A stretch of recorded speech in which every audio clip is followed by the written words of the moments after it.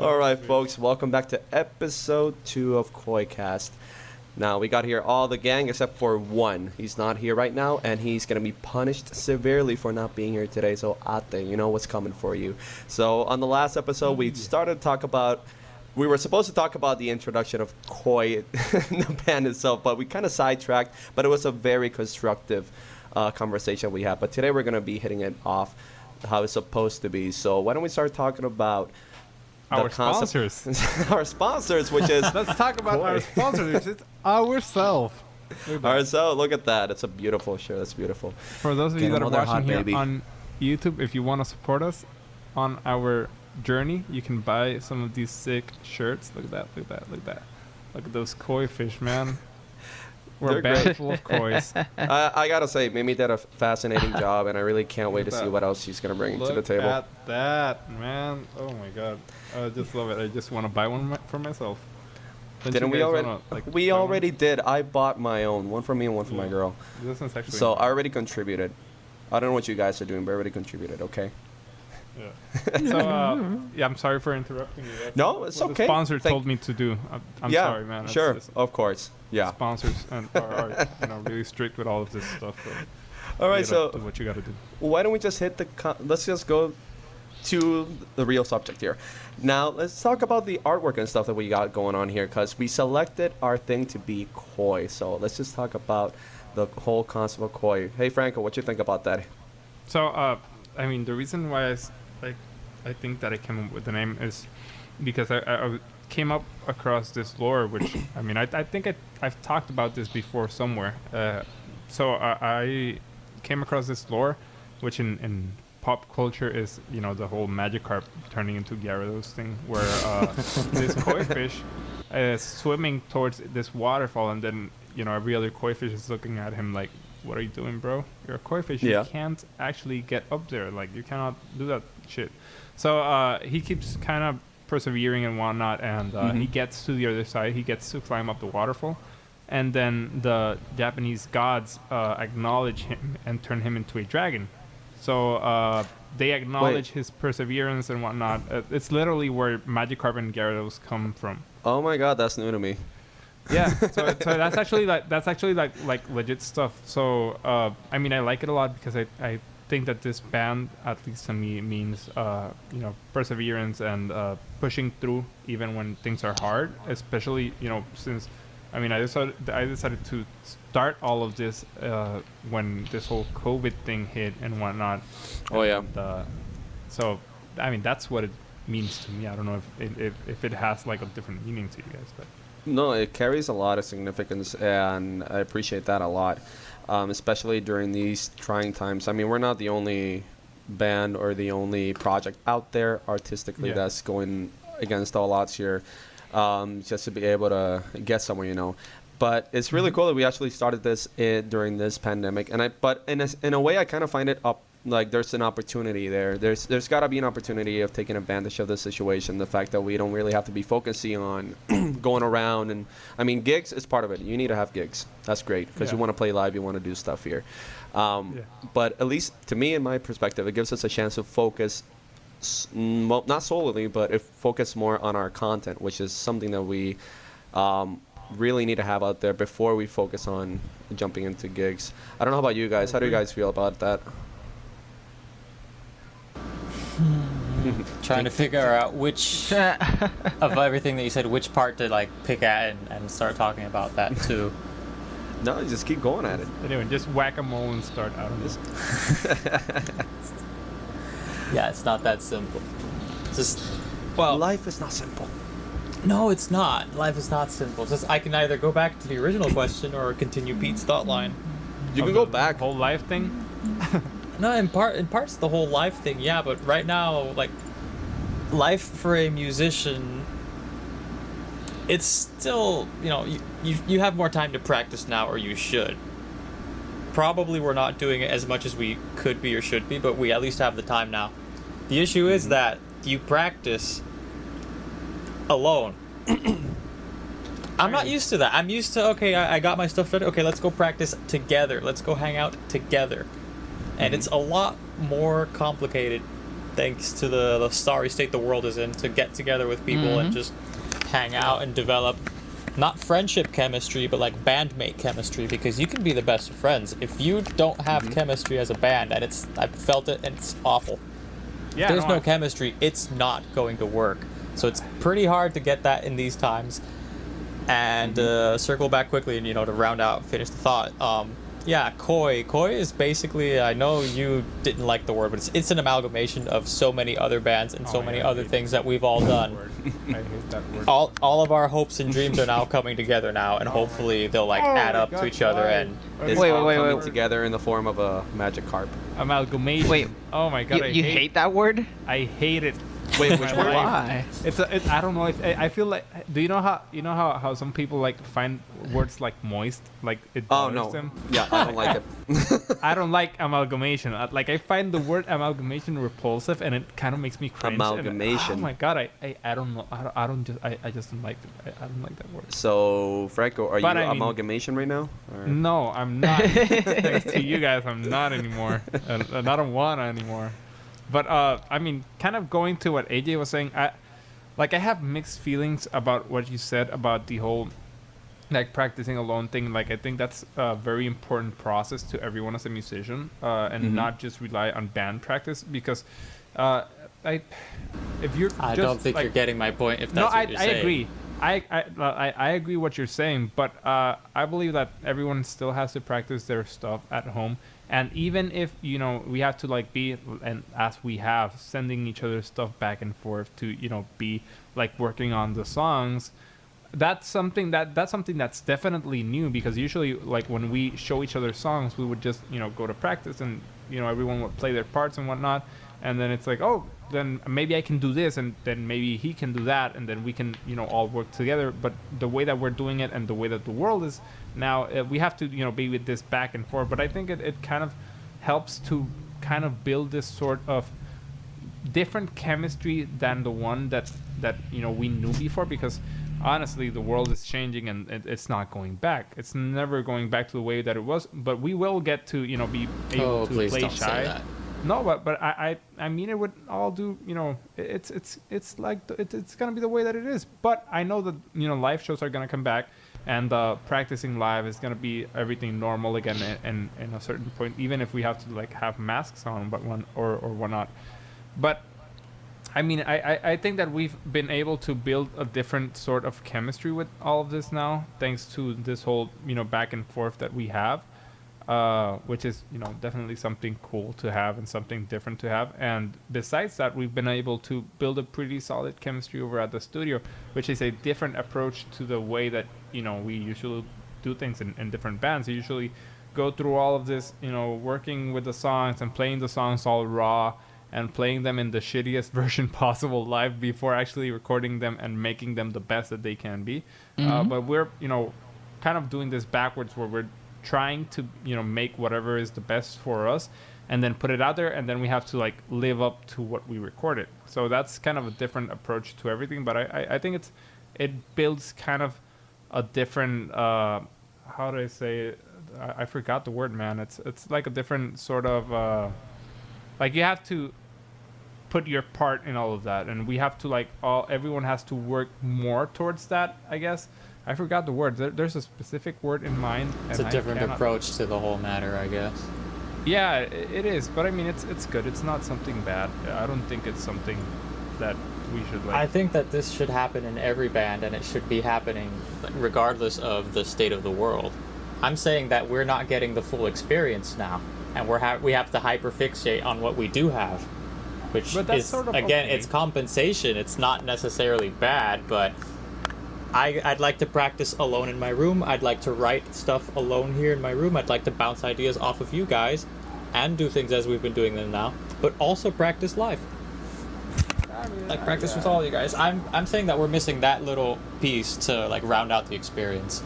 And I sure hope this world goes back to at least letting us do that. I mean, I kind of agree. I miss those a lot. We can't hear you, Pete. Pete, we can't hear How about now? anything. Yeah. Okay, now we can hear you. Whoops. My So you've bad. been talking about you've been talking No, no, all no. this Actually, time? no. Actually, I haven't. I actually haven't. Thank God. I think I was gonna say Yeah. something, and you kept on going, so I was like, okay, I'm just gonna let Franco talk, and then when Yeah, he's but done, I'll talk. I didn't hear you. I'm sorry. No, what I was just gonna say, just to add a little bit to that, the fun part, because I don't know if it happens to you guys, but whenever I do stuff like at home by myself, I feel like I'm doing great. Then suddenly, when you just go out there and do it, it just becomes a shithole. It's like it's like It's part of practicing. it's like whenever I talk to myself, 'cause, I talk to myself even if I'm in the shower, and I can totally feel like I'm Morgan Freeman, man. It's like I talk and I'm like, damn, I feel so sophisticated. I'm saying really nice words, and then when I go out there and just open up my mouth, it's like, what happened? So the same goes when I'm playing. It's like, oh, I'm doing really good. This sounds really nice. I'm getting groovy here, and then I sit over there at the studio. I'm like, what was I doing? that happens always. Like, I mean, from my experience at least, when I'm taking classes in college, it usually happens to me like with my professors, and it's ridiculous how some things that I practice over here, I'm gonna like nail them down really good here, but then I get to class and the professor is talking to me and asking me about it, and then I start to play sloppy, and I played that phrase perfectly fine a few minutes back. And I mean, it does happen with my students also. Like, I know some, like, I know when they practice and when they not, and I know we had this conversation, but I know when they practice and when they don't, and sometimes when they do and they play stuff that they're gonna like mess up, like sometimes really bad and sometimes not so bad.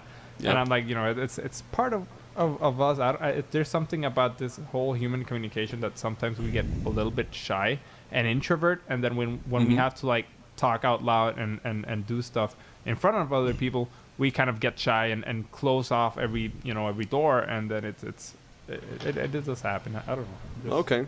Actually, now something I really wanted to talk about to add more to the table here of what we're bringing here, we're doing here. Like, I think we all bring our own influence on like whatever we play. It's like whenever you're playing Franco, you're probably, I don't know if it happens to you. Like I think of not exactly mimicking or trying to replicate exactly what some of my favorite bands do, but I still have like that thing inside where they influenced me, and whenever I play, I kind of have that going on at the same time because I'm thinking a little bit like them. So what I want to get to this is like, what do you guys, what influences you? Like, what kind of music and bands influence you whenever you try to write for our songs here, whenever you're trying to compose anything? Like, I like for that me, question. it's like, for me, for instance, like, I'm a big fan of Breaking Benjamin. I'm a big fan of Avenged Sevenfold. I like Linkin Park. And if I were to go way back, like, actually, I love Frank Sinatra. So it's like a bunch of stuff that I get in my head whenever I'm playing or trying to compose anything. But how about you guys? Robbie, what about you? What do you think whenever you're trying to sing? Like, what comes to your mind? What kind of band or something influences you when you do? Pikachu. Pain. Pikachu? Misery. Pikachu? Darkness. Darkness. You're just sleepy. No, I usually just think of all those Oh. emo bands, I guess. All those Rob, emo bands. Put your mic a little bit. Heights. Rob, put your mic a little bit up far away from your mouth. Okay, ready? Okay, how about now? No. It's not because of that. It's because of this isn't over, baby. Don't believe a word they say. No, don't. Now you have to No, put it a little I bit don't far want. from your I don't mouth. want to. I don't well, want to. No, for I all- am not imitating Asking Alexandria. Well, for all of you that don't know, Robbie's a big fan of MCR. He's a diehard. He loves MCR. I like him too. I'm not a diehard, but I like him. I really enjoy him. I'm and still to be a- called emo up to this day. well, I don't mind him. he's probably Whatever. gonna be. He's gonna be in his 40s and his 50s, and he's probably gonna be called emo still. Like, it doesn't matter. Yeah. It comes with him. Yeah, Yeah. most likely. I don't like. I mean, from my point, I don't think that I think of certain bands. I know for sure that I like when I'm writing certain music that I want to like write something like in the lines of someone. I usually like start to listen to that band a lot. And lately, I've Okay. been listening to Don Broco nonstop, and I know that you guys have been hearing me Ooh. talking about this Yeah. for weeks You now. mention it a lot. Yeah. Dude, Yes, you have. Yeah, you do. I mention it every A lot. day. I listen to them every single day, and I've been listening to them every single day for the past few months now, and I love that band. But I mean, Okay. I've had like different bands that I get into like that a lot. I have a lot of music, and I love like listening to a lot of different music, and I'm Mhm. usually gonna be listening to anything. Like I like listening to different stuff, and I have like a bunch of CDs that I'm looking at right now. But I mean, the bands that I'm usually like when writing this sort of music, the bands that I usually get into listening a lot are bands like Brand New, Don Broco, 3 Days Grace, maybe. In fact, let me just check a little bit quick. I don't know if AJ wants to. AJ, why don't you talk about your own influences? Just so you know, Franco, I started writing down the times you mentioned Don Broco. You should, and we should make a drinking game out of it because I love that band. You guys are all gonna end best up drunk. band ever. Probably. It's the best band ever. They're the best, and you can fight me. I don't care. So yeah, AJ, why don't you go on ahead and tell me more about yours? Man, when I write songs, it's kind of complicated because, okay, I'm playing guitar now, but I started everything playing drums, so I usually think of a rhythm first, and then I'll think of the... Sorry about that. I'll think of the rhythm first, and then the other stuff, either bass or guitar, one just comes to me or another. Like, I hardly ever just have a melody. Like, okay, let me get something out of this melody. No, it's always rhythmic. I think in a very rhythmic way. Oh, I know about that, but- especially when you explain music. It's like Not just when you have a very weird approach to everything music related, and I mean it's cool because you have your own sound and your own thing going on. It works, but it only works for me Yeah, is the it problem. I can't really No, it apply definitely it works. to It's effective. anybody else. What's important is that it's effective. it's As weird. long as it's effective, it doesn't matter the means by which you achieve it. That's I agree. just what I think. And yeah, for everybody, just so you guys know, AJ is a jack of all trades. That guy, like he mentioned, he started on drums. Then he suddenly just decided to pick up the guitar one day, and then he just got the bass, and suddenly he can sing too. And the guy, he's just nuts, you know. He's got skills. but Everybody here has his skills, but this guy's a jack of all trades. Like it's Master of insane. none. Finish it. Franco Please was a finish monster it. playing. No, so other bands are maybe Incubus. I was checking my CD collection, and Incubus is one that I hear a lot. I that's another band that I like a lot, and that I like. I think that band, and it's pretty cool because when we released Madness, a lot of people actually like reached out about the song, and they wrote that it had sort of like an Incubus-esque vibe. I don't know where, like I honestly don't know where. They heard Incubus, but I think that's awesome. Like the fact that they can like relate that to Incubus, I love that, man, because Incubus is like one of my favorite bands ever. You know, now I have to do it. I had a person that mentioned to me that we had a like for some reason Never mind. Madness sounded to them like something the Used would do, Yeah, that's I've been told too. and I can see it happening. I can see it happening Yeah. because you know Actually, I think I have the to Used has like this obscure yet kind of not too sad, but it's like I don't know how to explain it. It's like it's obscure, but it's hypey and it's catchy. And they've always had that in most of their songs, which I I enjoy found a it. lot of their songs. I found it. One said, made me go to a flashback at Hot Topic on 2010. Yeah. Hot Topic. I heard that a few times too. Like it took a few people that I know back to high school when they were at lunch sitting and all mad about the world and with their earbuds, probably Skull Candy or Hashtag. some stuff, because everyone used Skull Candy back in the day. Ooh, Like, Skull someone Candy, was yeah. I bought some, someone and was, that was like garbage. dope and into rock. Yeah, I know. That those weren't usually the best earbuds, but they were cheap and they looked awesome, and they Yeah. sounded pretty cool. Like at least I had a few different earbuds and I mean they probably cost like $12 or some stuff like that each, and they looked awesome. I loved how they looked. I mean they would crap out in I don't know, in like 2 months or 3 months. of Dude, use. I gotta confess, like even with Skull Candy, I had a couple of them, and the thing is that I dare say that any of them barely lasted about a week or two, because I had this really bad tendency of like, if the volume, like I got my phone sometimes and it tells me the volume should not be more than that, and then I'm like, okay.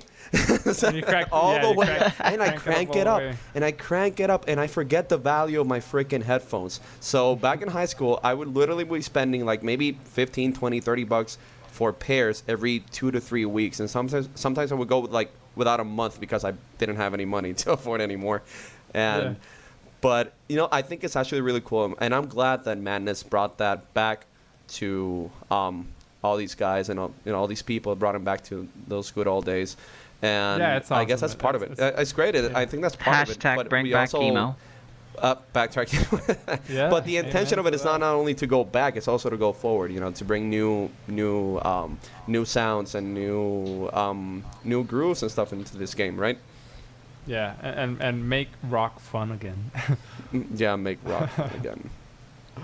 I mean, yeah. So that's pretty cool. I think that was awesome. Like, I'm still really excited about how that release went and how it's been literally a month today. Like today is Mhm. 20. Wait, we're today's a recording this- month? Yeah. Yeah, today wow, the it is. 20th It should mark a month, 20th yeah. of February. Happy month And, anniversary, you guys. Yeah. Huh. And we got the Yay. song released last month, Huh. and it's gotten like I don't know, 1K and 300, no, 1.3K, some stuff like that. I got think. 1,300 hits on Spotify.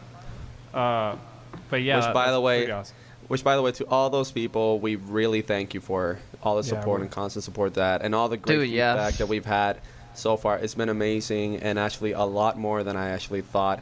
And it's gonna keep coming, you guys. So we got a lot more stuff cooking up. So, but Yeah. let's not get ahead. That's supposed to be for the end.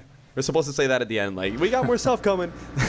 Yeah, but I mean, we can talk a little Please bit subscribe about that. and No, we can talk a little bit about that. Like, Please we've got- subscribe. Well, Rob, we've we're got gonna do in the some section stuff below. tomorrow, aren't we? We're gonna finish a song. yes we are. Yeah, yeah, so- definitely. We're gonna They're be gonna- finishing another song. So they're gonna be finishing another song that's gonna be maybe the one that we release next, and that one's gonna be really fun. Oh, I'm looking forward to that one so badly. Yeah, that one's gonna be really fun. I'm really like in love with that song. That song was actually like started by AJ, and it's awesome. It's awesome. I like it a lot. I like it a lot. Like a lot. Oh, East had it in his arsenal for a very, very long time, and it's a song that every time I heard it, I said this got really good potential, and this one, I mean, Madness itself to me has potential, and that one too.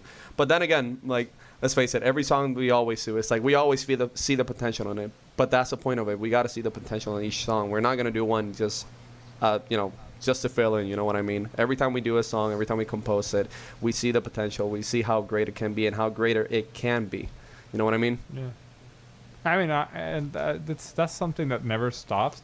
Like there's a certain point in the composition that you've got to like hang in the gloves and just say, like, should I keep going or like can I leave it where it is? And I think that's a fine line, like not just like good enough, but there's a certain point where the song is finished, but then there's a certain like point when you just want to keep going forward and just. We like, were keep talking about going and, that.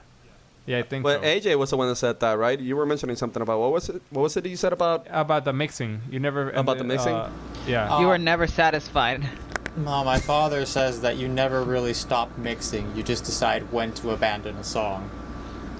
Yeah, and Yep. I think Yeah. the composition is just like that. Like the whole writing process. There's just one point where you just gotta say, I'm done with this. I'm like, this is done, and let's continue to the next one. Because if not, you're gonna be dwelling on whether to release it or not, and it's never gonna get released. And then, you're never like.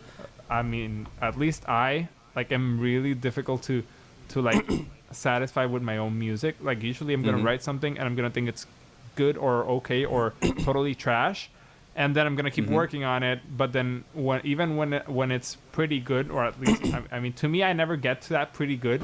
Like I usually stop when you guys say something, but I mean I'm just like always gonna keep going because I'm and I've started to learn when to stop and when to say like, okay, like you gotta stop and keep doing something else because then it's gonna drive you nuts.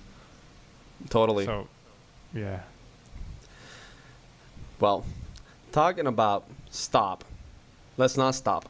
Okay, let's keep going. I mean, I don't know I if it ever happens kind to you of guys. gotta get ready for bed and do a couple of stuff over here. But yeah. Oh yeah, All right. but that's I don't know if it ever that's all- happened to you guys, That's all like good in the that hood, song. baby. Oh, it's all good in the hood.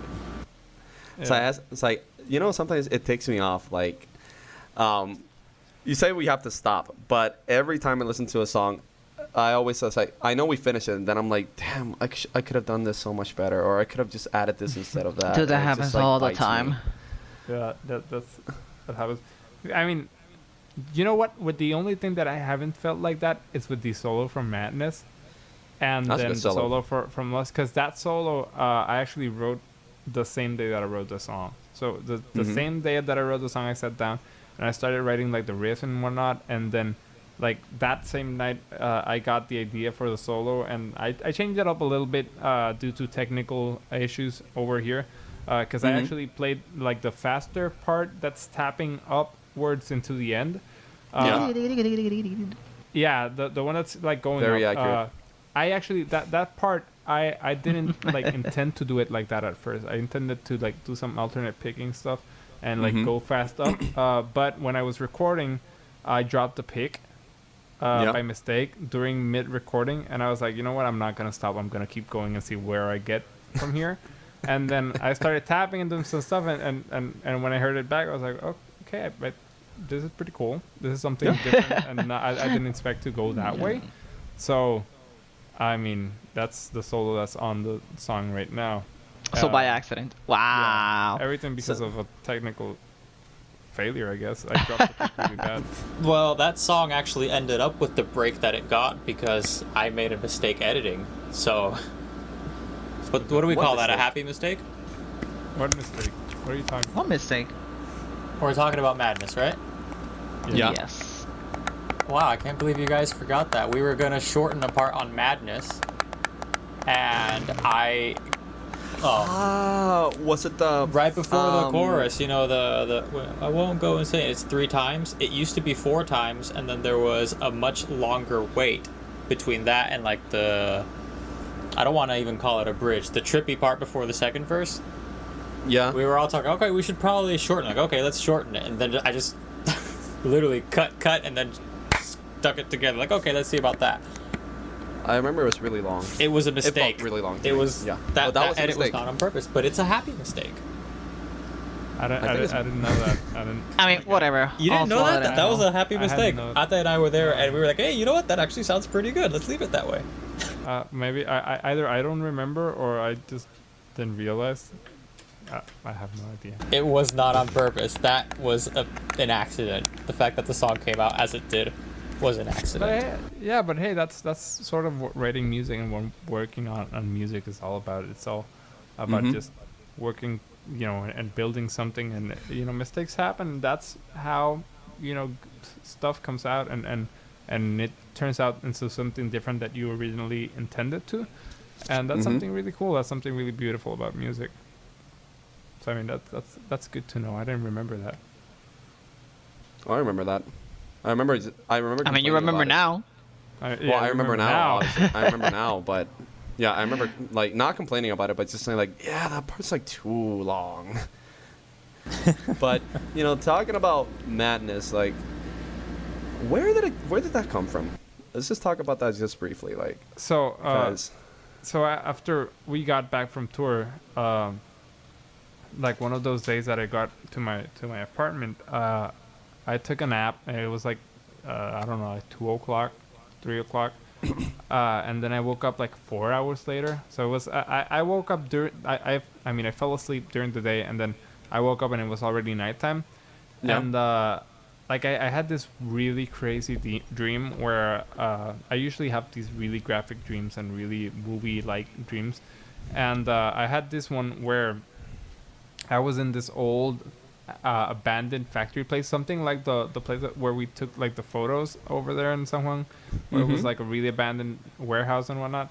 So I was in something like a place like that, and I was sabotaging like an experiment by this group of people. They were like the bad guys of the movie of my dream, but they were Yeah. like plotting against the world, like they wanted to destroy the world, and I was plotting against them because I wanted to save everyone, no?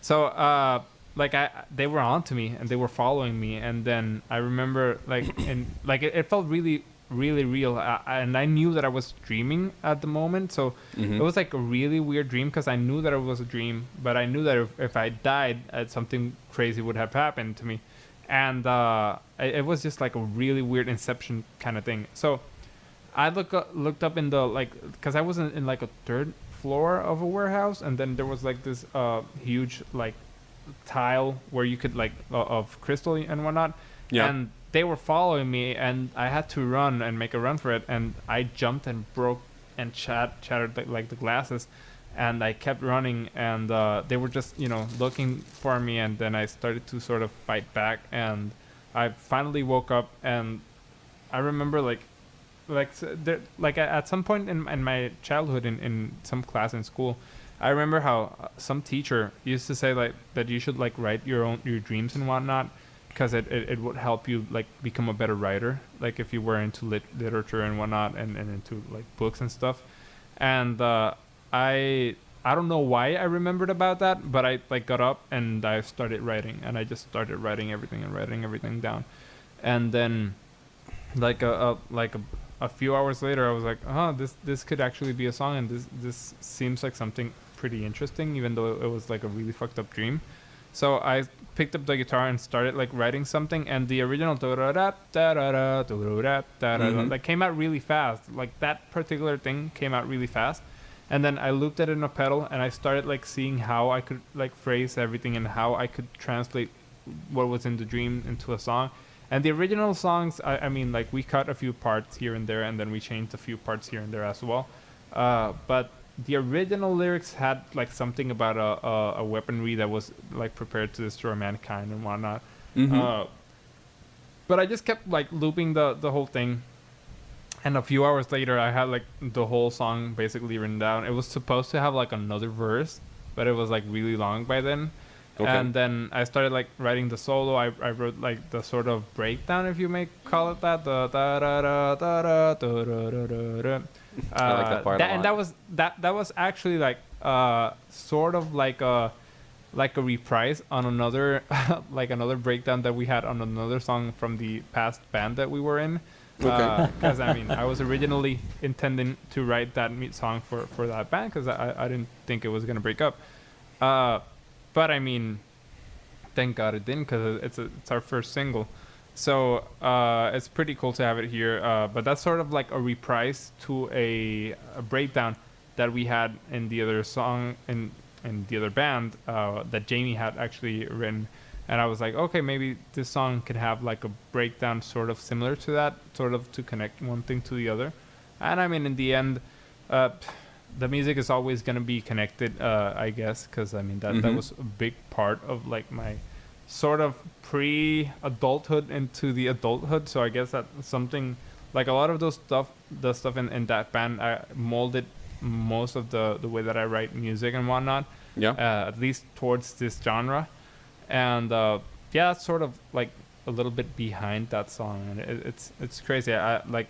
The day that we tried to like start writing, everything went wrong, and for some reason like we didn't ever get to like finish the song. And the slow part actually was something that we were jamming to, and I think AJ was the one that picked up the bass, weren't you? Was it you, AJ? Yep, I picked up the bass. I think at that point we already had Ronnie in the band, and he wasn't sure what to do. Yeah, so you picked up the bass, and then and the whole arpeggio stuff was different too. Yeah.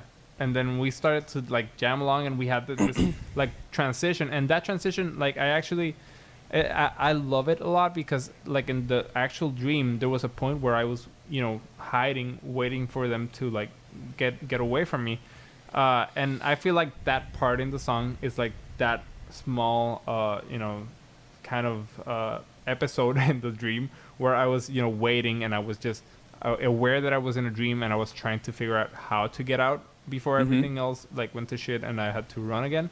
So I feel like that part of the song like represents that part of the dream, and that's pretty interesting, at least to me. I like it a lot. It came out a lot better than I thought it would, honestly. It definitely did. I really like all the stuff that was included, especially the big laugh. Like, I had no idea. I remember I wasn't even there that day.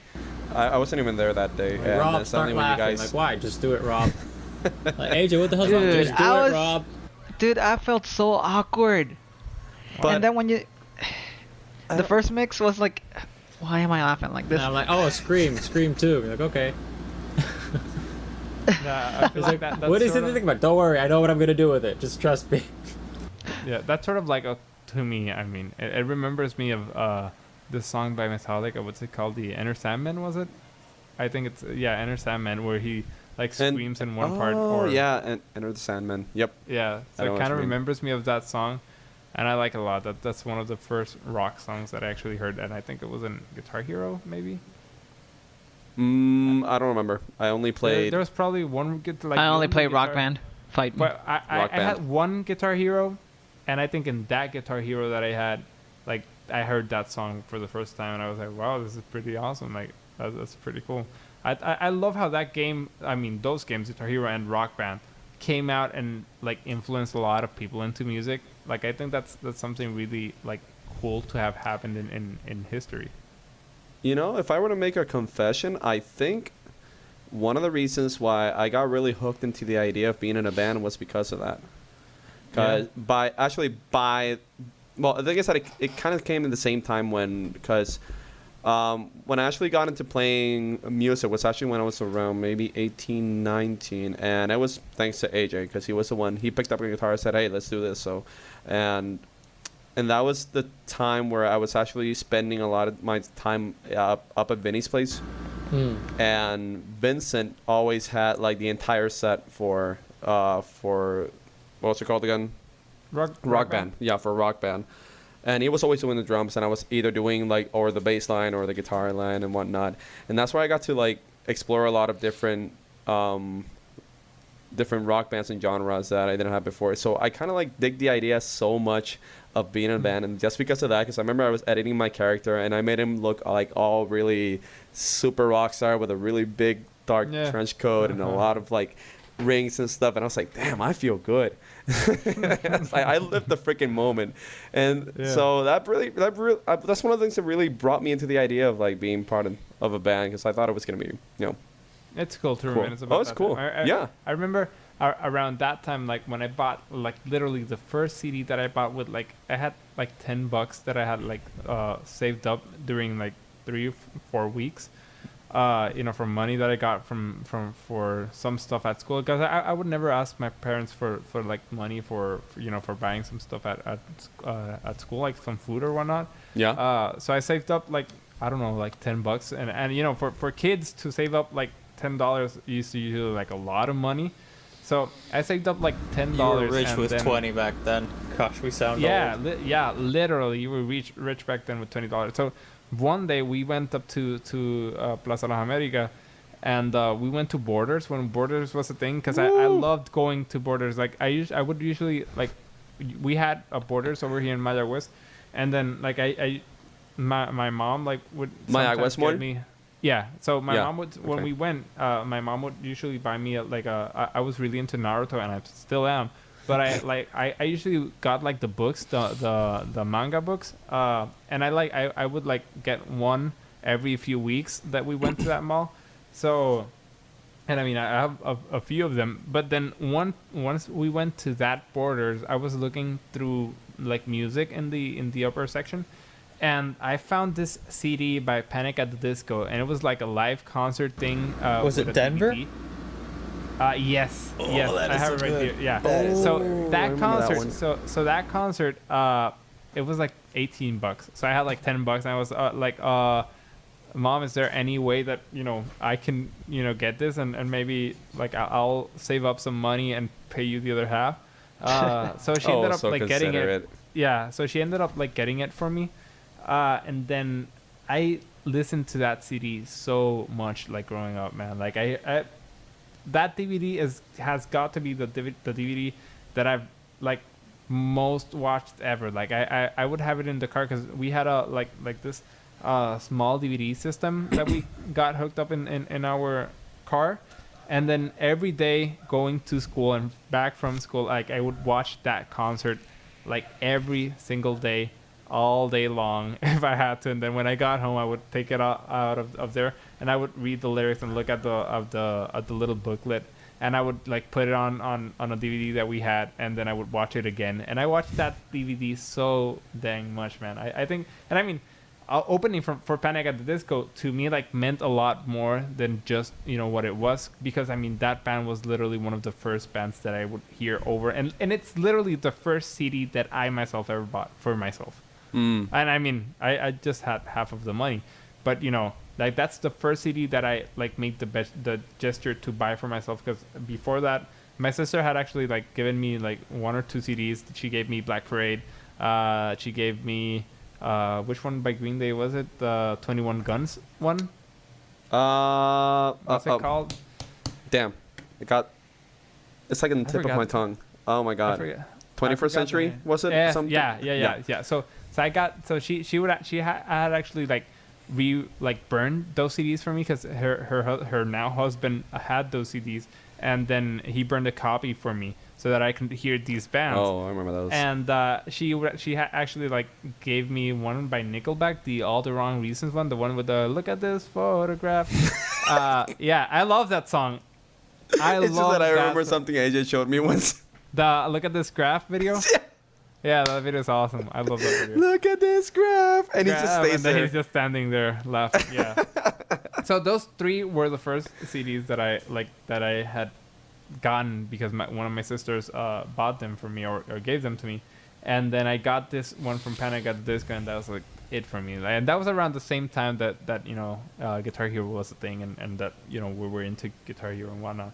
It's just awesome, like, to remember that, and just thanks for that. I got a question for you, Franco. Did you ever pay your mom back? I don't think so. You're lucky she's not a loan shark. Yeah, I probably have to. I probably should. Like, so I remember, hey mom, those $8 back. Yeah. I don't. Yeah, I had not thought of that. Thank you for making me feel bad. You're welcome.